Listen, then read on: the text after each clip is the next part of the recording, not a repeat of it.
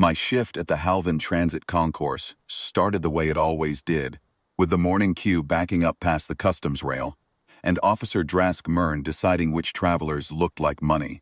I had worked the desk under him for 2 cycles. Drask was Varathi, big, reptilian frame under green-plated scales gone glossy with age, and he had a system.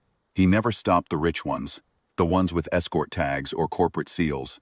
He stopped the quiet ones, the ones traveling alone, worn bags and no one to complain on their behalf.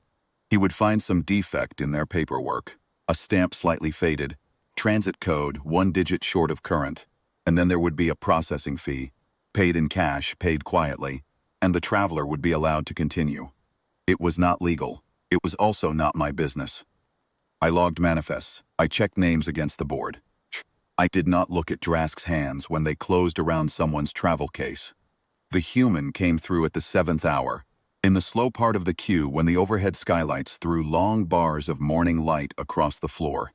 She was small, brown hair pulled back without much care, a thin jacket, a duffel bag with a strap mended twice with tape, transit slip Red Earth, Class 18, civilian transfer, and under that, in smaller print, a designation I had not seen before, 10th Forward Logistics discharged. Most of our staff did not know what that meant.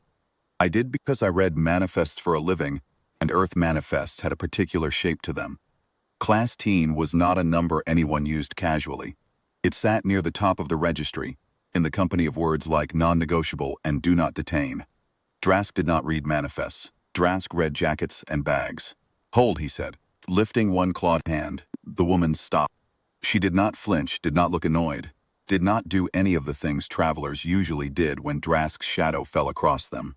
She simply stood, weight settled evenly on both feet, and waited. "Your code is outdated," Drask said. He had not looked at the slip yet. He said it the way he always said it, flat, bored, already moving toward the part where money changed hands. "Transfers from Class 18 worlds require secondary clearance. You'll need to pay the processing fee or your case goes to inspection." "My code's current," the woman said. Her voice was even. "Cold, exactly. Just the way a person sounds when they are reading off a checklist they have read 100 times before. Checked it this morning. I didn't ask for your opinion." Drask stepped closer. He was nearly twice her height, scales catching the skylight in dull green bands. And he had a way of leaning in that made most travelers take a step back. The woman did not step back. "The case," he said. "Open it." I had seen this exact moment perhaps 200 times. The traveler would hesitate, glance around for help that wasn't coming, and then comply, set the bag down, unlatch it, let Drask's hand go through their belongings while he found something to confiscate or threaten over. It was theater. Everyone in the queue knew it was theater. No one ever did anything, because Drask wore the concourse uniform and they did not. The woman set the bag down.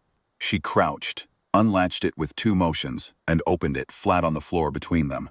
Inside was almost nothing, a folded set of civilian clothes, a ration tin, a data slate, and a single worn strap of fabric, olive drab, with a small embroidered patch on it. Numerals, a unit designation. I couldn't read it from the desk, but I didn't need to.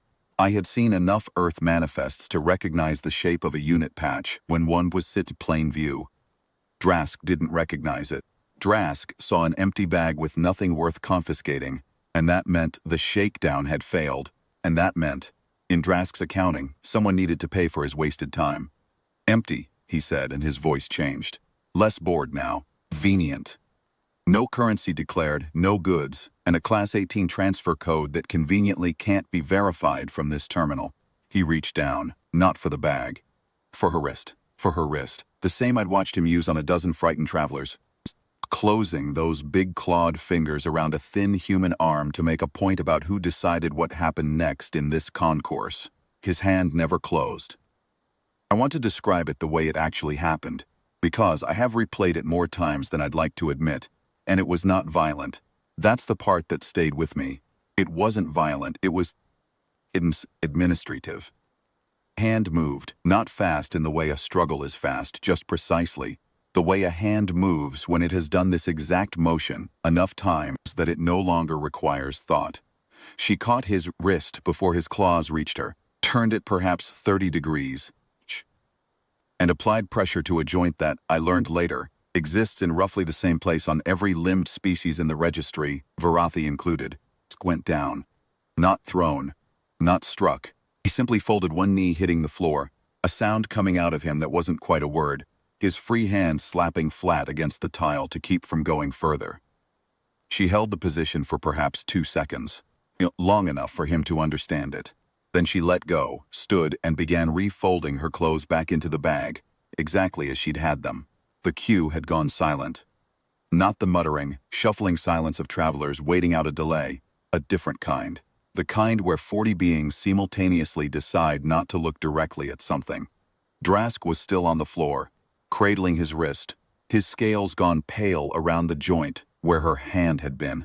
He looked up at her with an expression I had genuinely never seen on him before. Not anger. Fear, yes, underneath, but mostly something closer to recalculation. The look of someone who has just discovered that a number they relied on was wrong, and is trying to figure out by how much. You. He started. My code's current, she said again, in the exact same level voice she'd used the first time, as though nothing in the last 4 seconds had happened at all. She closed the bag, latched it, and slung the strap over her shoulder. Then she looked at me, at the desk, at the manifest screen, at the designation she knew I'd already read. 14th Forward Logistics, she said, not as an explanation, just a fact offered the way you'd confirm an address. We did supply runs into contested corridors for 6 years. You learn to keep your hands where people can see them. A pause, brief, almost gentle. He didn't. I stamped her slip. My hand was not entirely steady, and I do not think she noticed, or if she did, she didn't make anything of it. She walked through the gate, and into the concourse, beyond, into the long morning light from the skylights, and did not look back. Drask did not file a report. I know this because I checked the log 3 times over the following days, partly out of professional habit, and partly because I needed to understand what had happened in administrative terms, a frame I could fit around it. There was no report. There was no processing fee collected from anyone in that queue for the rest of the cycle. It took 2 days of medical leave for a wrist injury sustained, according to the form he filed. During routine equipment handling, I kept the manifest entry. Not because I needed to. The system archives everything automatically, but because I wanted, some reason I couldn't fully explain to myself, to be able to look at it again. Earth, Class 18, Civilian Transfer. 14th Forward Logistics. Discharged. 6 years in contested corridors. Long enough that catching a stranger's wrist before it closed on you stopped being a decision, and became something closer to breathing. I think about that a great deal now. When the queue backs up in the morning light, and someone steps up to the rail with a worn bag and tired eyes and nothing to declare. I have started reading the small print on the slips. All of it. Every designation. Every discharge code. Every unit patch folded quietly into the bottom of a bag. You'd be surprised how many of them are wearing one.